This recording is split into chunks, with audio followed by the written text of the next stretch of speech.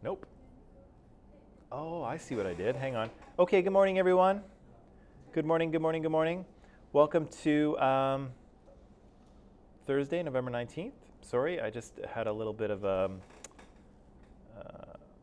technical malfunction. There we go. No problem. Yeah, welcome to Thursday, November 19th.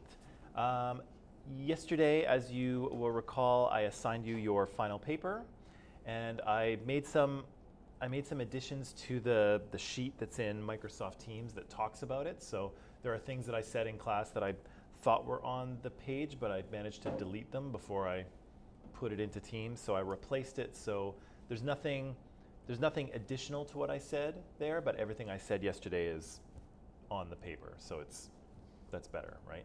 So I just updated it. So just so you know, there's a new version in Microsoft Teams, but there's nothing different from what I said yesterday. It's just now written down on the paper rather than just me saying it. Let's see who's here. So Michaela's here. Morning, Michaela. And Ayushi's here. Hello, Ayushi. Good morning. Ananda's here. Good morning, Ananda. John is here. Good morning, John. Kevin is here. Hello, Kevin.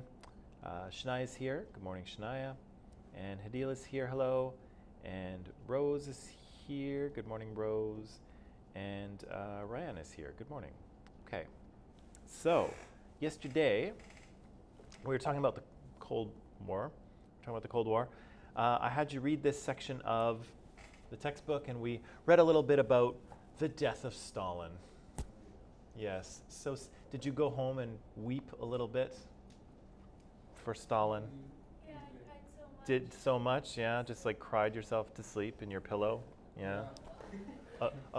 Ugly cried, as they say. Yeah, no. Yeah, he's gone. Long he lived. Probably better. Quite a while, actually, because he died in '53, and I think he was born in 1889 or something. He did so many stuff that, What's that? he did so many, He did a lot of stuff. yeah. He made a history. So he made both the NKVD and the KGB, right? I believe so. Nice. What? Yeah. He's a monster, right? But again, what? Our world would be better if he didn't born, if you. It's impossible to know. Here's the thing, maybe Stalin was the best thing that happened. Maybe Hitler was the best case scenario. Think about it. People like Stalin, Stalin is like way too much. they were both kind of idiots. Hitler in his own way was an idiot. If he wasn't that idiot, we might as well be speaking German now. It's And really Stalin also, maybe if it was someone else's Stalin, maybe we've been living in a nuclear winter. it's really difficult to know, right? And the article we read, what if the Russian Revolution never happened? I think the author makes a good case, right? There's so much about the 20th century that's tied to the Russian Revolution and the Soviet Union and the Cold War that when you take those things out of the equation, yeah, like it's impossible to know what you would be dealing with, right? Because there's such big significant events that, yeah, I have no idea what history looks like without them, right? And so, yeah, he's a monster. Would it have been better without Stalin? I mean, well, for a lot of people in the Soviet Union during the 30s and 40s, yeah, I think it probably would have been, but who knows, right? Who knows what kind of world we would be living in without him. But anyway, he dies, and he's succeeded by this guy here, Nikita Khrushchev, right? And Khrushchev kind of comes to power. He gives an epic speech at the 20th Party Congress to all of the Communist Party members. As I say, I think it's like a 3 or a 4 hour speech, so he's up there for a long time. And what he talks about are three things, right?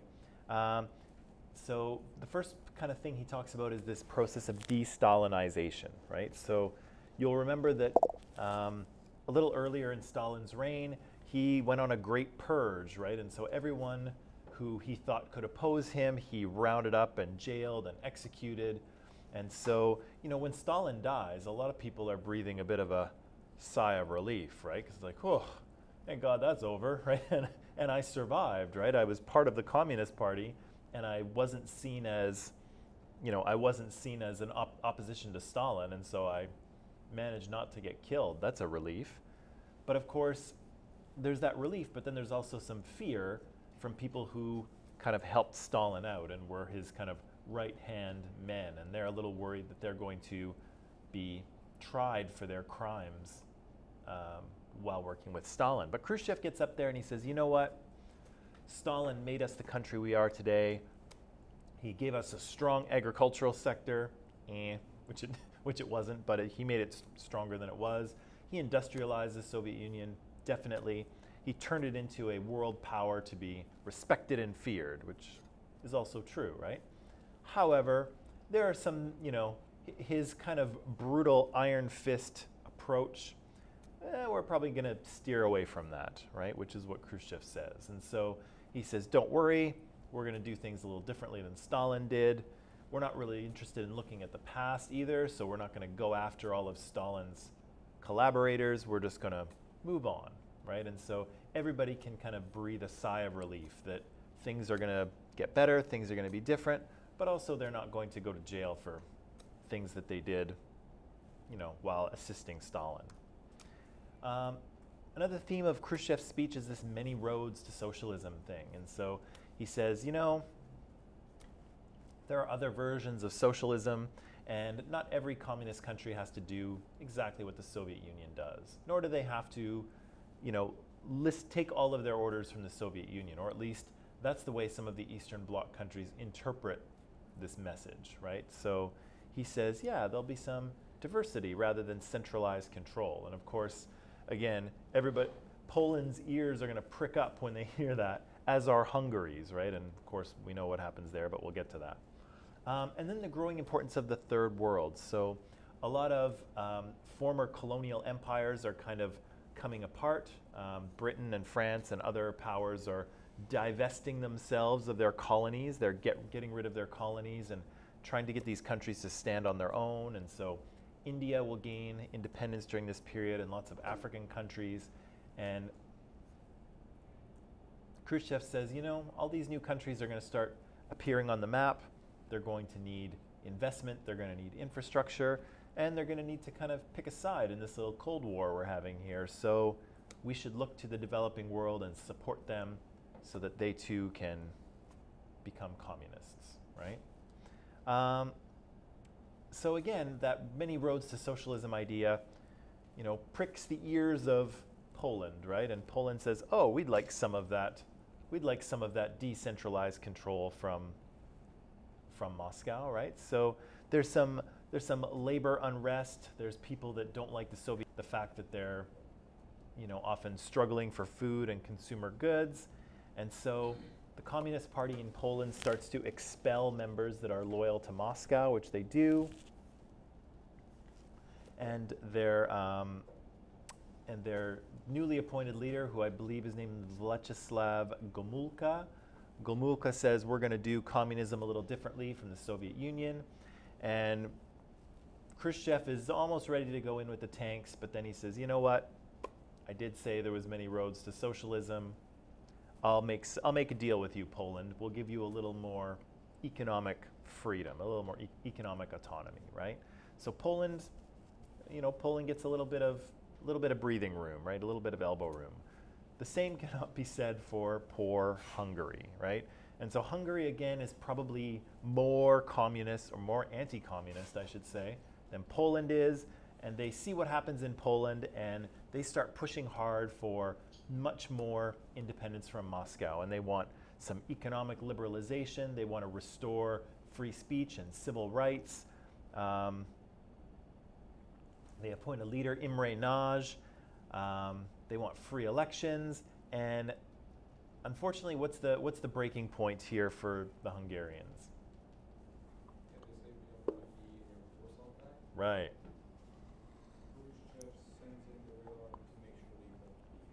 Right. So their mistake is they're pushing hard. They're demonstrating in the streets. They're pushing for more economic reforms, and then everything seems to be going okay until Imre Nagy says, "Oh, and by the way, yeah, Warsaw Pact, Hungary out, right? And Khrushchev says, no, you're not doing that. That's not happening. Sends in the Red Army, crushes the revolt in like a week, and installs a brutal pro-Moscow communist dictator as a result, right? So poor Hungary kind of pushes their luck a little too much, a little too far, and they suffer for it and will wind up under a pretty brutal communist regime, right? And finally, we said, what did the Hungarian Revolution reveal about the Soviet Union's interests in Eastern Europe? And we said that it kind of revealed that nationalism was still a vital force, right? So the Polish people still thought of themselves as Poles, right? They thought of themselves as a separate nation, or a nation separate from the Soviet Union. They still had a very strong national identity, even though they had this communism thing imposed on them. They had a real sense of who they were as Poles, and the Hungarians were the same thing.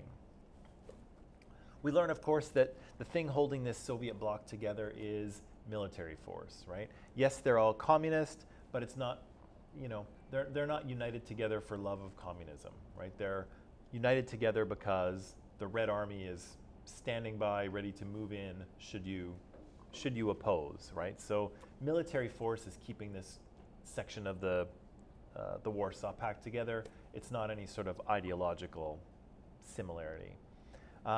We see, of course, that the Soviet Union might have to, and in fact does, allow some economic freedom to these Eastern Bloc countries, but we also see that Eastern Bloc, that Soviet bloc, remains an important buffer zone between the Soviet Union and the West, and so Khrushchev and the Soviets are not willing to let any of these countries go, as we see in Hungary. Hungary, you know, so much mentions withdrawing from the Warsaw Pact, and boom, the hammer comes down, right? So again, that Warsaw Pact and that buffer zone between the Soviet Union and the West remains critically important. Oh, and I think we'll watch a little more of the video now. So for online people, what we're going to do is that the video is still in Microsoft Teams. And so let me just check my timing here, and I'll tell you where to watch from, okay? Let's see, there we go. So I'm just going to type this into the YouTube live chat here. So we left off at about 37 minutes and 4 seconds, and we're going to watch until an hour and 45 seconds, okay? So that's what we'll watch. So that gives us about, what does that give us, 15, so maybe like 35 minutes or so. So we'll watch that section of the documentary. We'll take a 10-minute break, and then we'll kind of come back and talk about what we've seen. So some of the things that we'll see in the documentary here are things that we've already read about. Some things will be new, but again, it's nice to get some visual information on the things we've been reading about, right? Okay, so online people, the Cold War video is still in Microsoft Teams. I just posted in the live chat where you're supposed to watch from, so look for the timings there.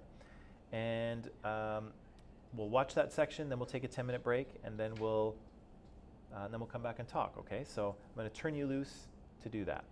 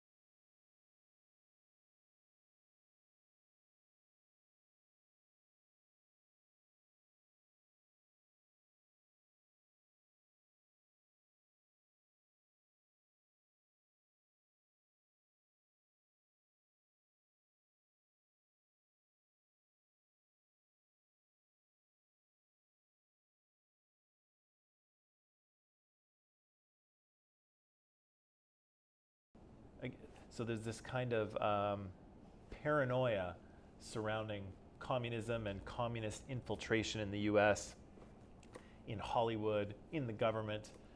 Again, some spying and espionage is actually happening, but you know, not to the degree people think. But again, people get very freaked out about the whole thing, right? We see Khrushchev come to power, right? And we kind of see a little bit of what he's like. And you know, there are attempts to kind of de-escalate the tensions of the Cold War, and you know, so it enters a period of détente, right? Which they mention in the textbook, but they didn't define it. But you'll find it defined in the back of the text. But what's that?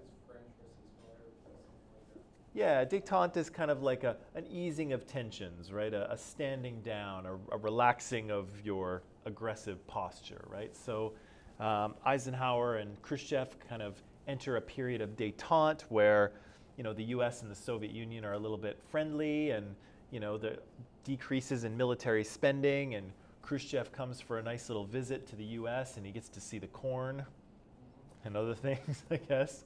I don't know how exciting the corn is, but maybe in the 1950s, corn was much more exciting than it is today. But either way, you know, they enter this period of kind of easing of tensions. But then what happens? Right, so we have these U-2 spy planes which are flying over the Soviet Union, taking reconnaissance pictures so that the Americans know what the Soviets are up to. And what's one thing that they actually learned from those spy flights?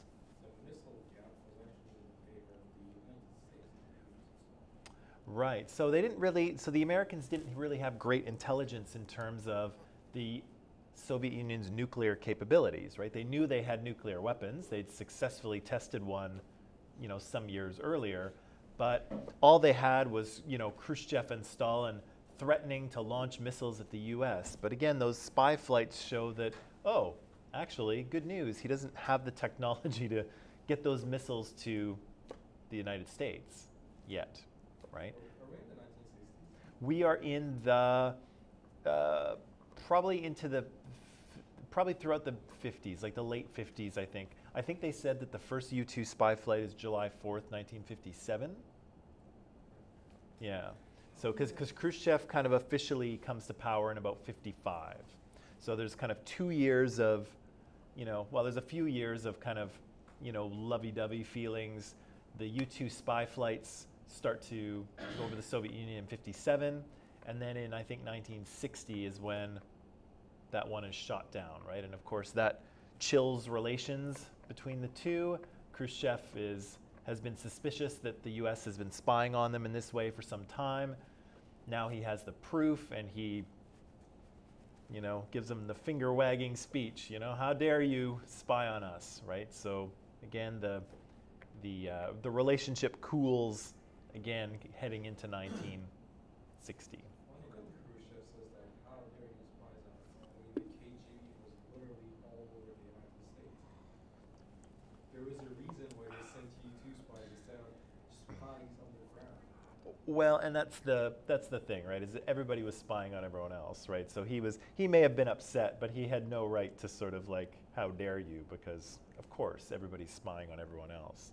But we also see the U.S. has a new way of spying on people as well, with one of the first, if not the first, satellite, right? So they launched this thing called Corona, which is a little camera that orbits the Earth and takes pictures of the Soviet Union, right? And we were talking about that just before the break. Corona's the Latin word for crown, right? So I don't know how that got attached to coronavirus, but yeah, the word's been around for quite some time. I have a question. Yes. The US had so many nuclear missiles. How come they had they had like around 4,000 or something? Because they were the first to make it, and they had like 2, 3, 4 years prior to the Union to make as many as they can. Yeah. It was an arms race, right? And to not build them would mean that the Soviet Union would build them, right? And there was really no kind of they didn't really have any ability to fall behind, right? Because again, it was a matter of sort of staying above the other guy, right? And so both the Soviet Union and the United States were engaged in lots of building of nuclear weapons. They didn't need to use those 4,000 missiles. Nope, none of them get used. So what did they do?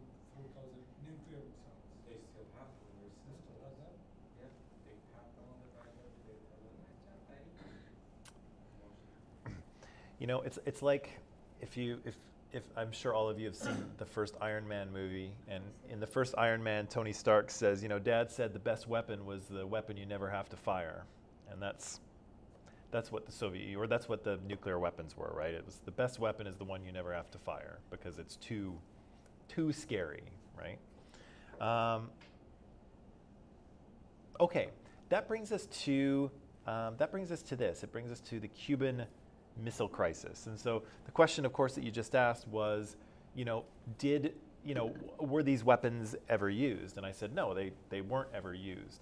However, Cuban Missile Crisis is an instance where they come pretty much as close as they ever have to having a full-out conflict. And it's, I don't know that the textbook does a great job of explaining how tense this situation actually was. Well, the other X-Men first class, that basically. Right, and if you've seen, we got lots of comic references today. But yeah, if you've seen X-Men First Class, they kind of write the X-Men into the story of the Cuban Missile Crisis, right? So that crisis is playing out, and then the X-Men show up to intervene in it, right? But of course, in real life, there's no X-Men, but the Cuban Missile Crisis still occurs, right? So what I'd like to ask you to do is read this section. It's only it's 2 pages or so, maybe not even 2 pages, and then just a couple of questions that have to do with this incident. Okay? Keep in mind, it's far more tense than the textbook makes out. Okay?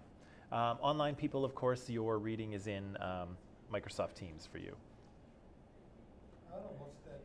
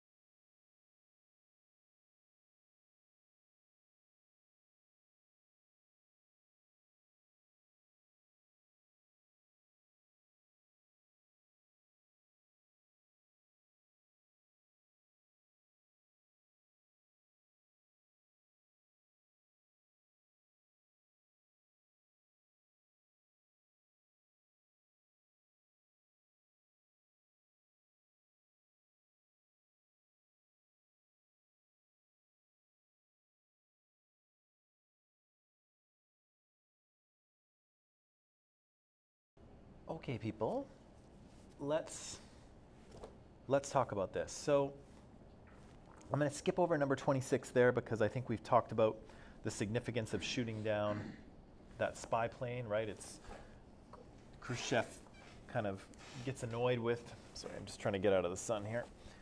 Khrushchev gets annoyed with that because he doesn't really like the fact that the US has been spying on him and learning all of his military secrets and his nuclear capabilities. But let's move on to 27 here. So why is Khrushchev building missiles in Cuba, of all places? Where is Cuba, by the way? Mm-hmm. Here's the U.S., here's the Gulf of Mexico, and here's Cuba. Yeah, they don't have a good map of it. Yeah, so Cuba's just slightly to the south of the United States, and so if you go to the Americans on page 184, okay, that won't work for online people. But, oh yeah, so you can kind of see it online, people, right down there below the US. You can see this little island that looks like, I don't know, a slug or a banana slug or whatever it is. So Cuba, of course, has a communist revolution of their own. Fulgencio Batista's dictatorship is overthrown by Fidel Castro, and he wants to create a communist state, and the Soviet Union is only too happy to assist him, right? And so the Soviet Union recognizes recognizes Castro's government as legitimate, and they create a trade agreement, and the Soviet Union starts helping out Cuba. But of course, Khrushchev gets the idea to put missiles on Cuba because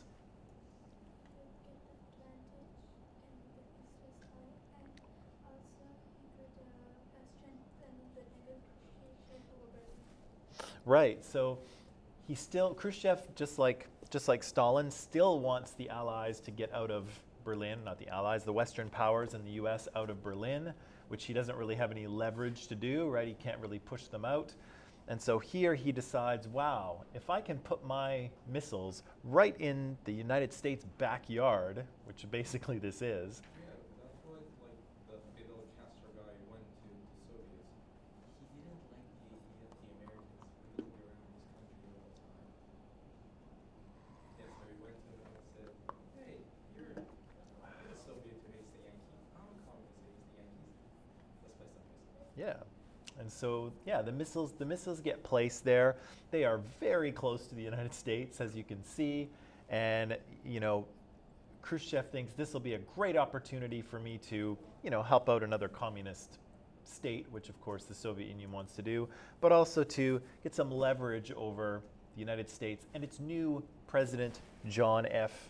Kennedy, right? So Eisenhower's term will be up, and they'll elect a new, dashing, handsome John F. Kennedy, who we'll see in the video tomorrow. Right, so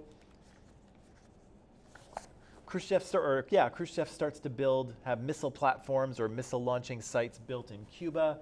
The Americans' U-2 spy plane detects these missile launching platforms.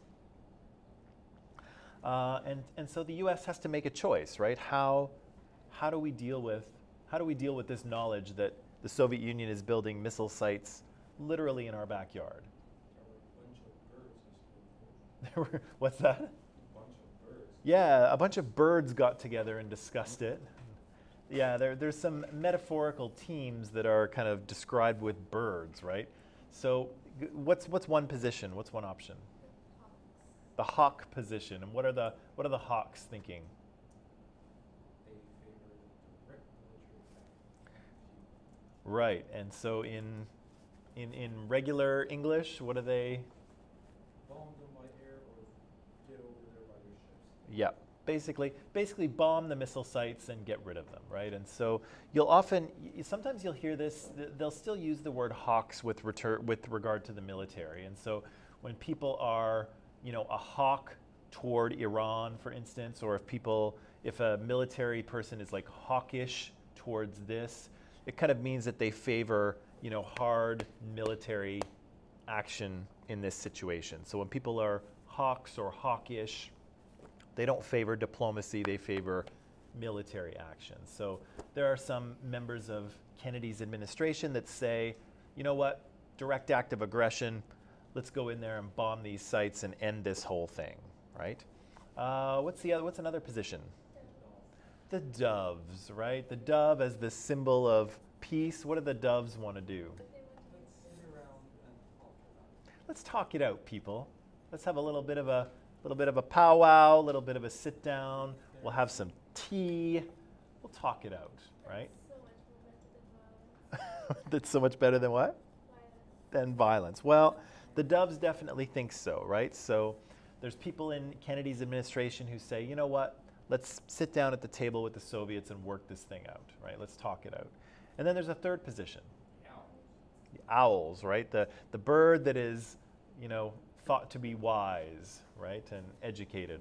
I don't know if these kind of bird things were in use at the time, or if people just labeled them later. I suspect they labeled them later. You know, if the owl's choice had resulted in the world blowing up, I'm not sure how owlish they would be. They'd be the dodo birds or something, right?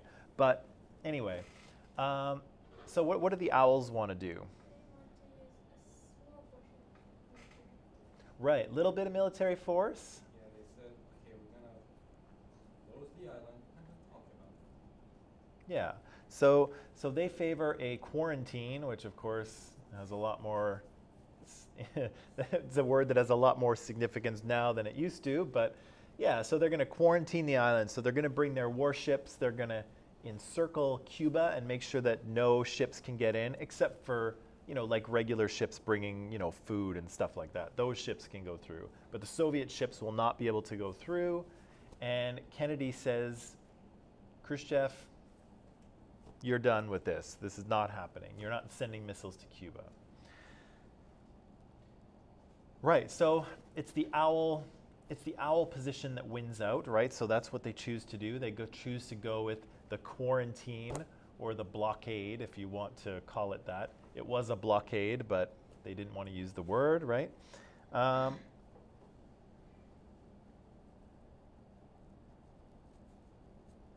So this is a pretty tense situation, right? And again, I don't think the textbook does a good job of saying how actually nail-biting this actually was. Because think about it.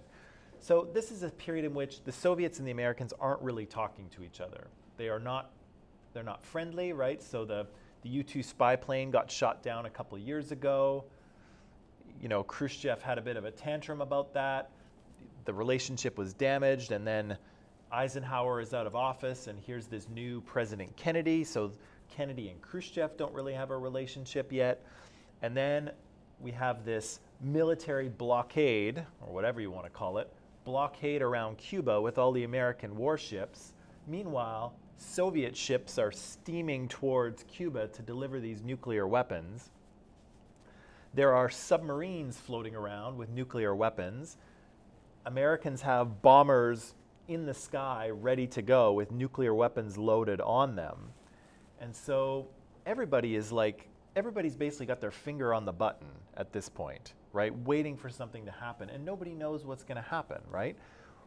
What's going to happen if those Soviet ships come into Cuba? What if they don't stop? What if they just keep on going? Is that a declaration of war? What should be done? Should those ships be fired upon? Should they not? What if somebody launches a weapon against an American ship? Is that a declaration of war? Should we use nuclear weapons? What if the Soviets launch a nuclear weapon first? Then what, right? Nobody has any idea what's going to happen, and nobody's talking to each other. And so, again, these ships are kind of headed for Cuba, and, you know, the clock is kind of ticking down, and nobody really knows, you know, if this is it, right? Is this going to ignite a nuclear war between two superpowers that are literally armed to the teeth with these things, right? Nobody really knows what's gonna happen. The Soviet submarine that almost fired them, was it during the missile crisis? Because I know there was one of them that they thought that the war has already started. I don't. 2 out of the 3 officers pushed the button, and the third one gave them the finger. It could be, and I don't have a slide on that or sort of information at my fingertips. But the thing is that there's a shocking number of near misses that have happened with nuclear weapons that most people don't know about.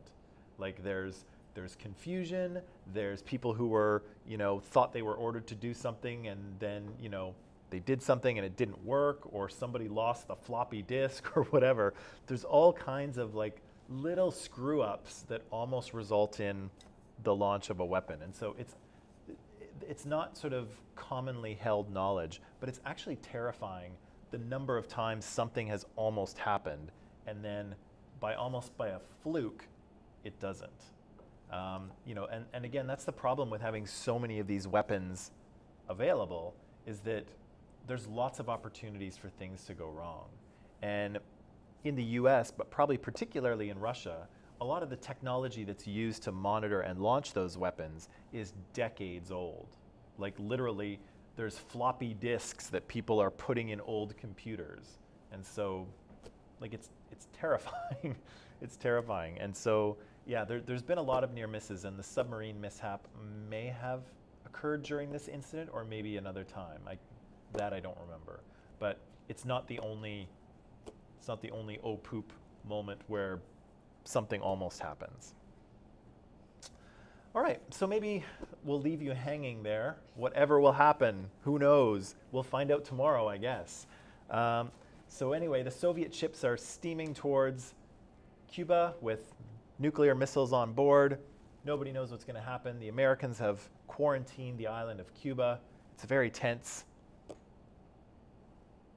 Tune in to tomorrow's episode when we find out what happens. Okay, that's all for today. Good. What's that? Cliffhanger, yeah. We'll see you all tomorrow. Good people. Yes, have a good day. Bye.